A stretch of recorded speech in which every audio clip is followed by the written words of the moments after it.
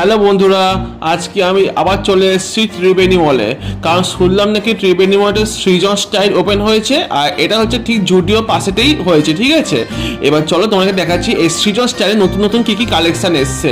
তোমরা দেখো এখানে প্রচুর রকম ভ্যারাইটিস জামা কাপড় থেকে শুরু করে সব কিছু অফার দিচ্ছে। এখন কিছু কিছু জিনিসে buy one get one free দিচ্ছে। আর এখানে প্রচুর প্রচুর কালেকশন আছে, তোমরা যদি এখানে না আসো তোমরা খুব মিস করবে।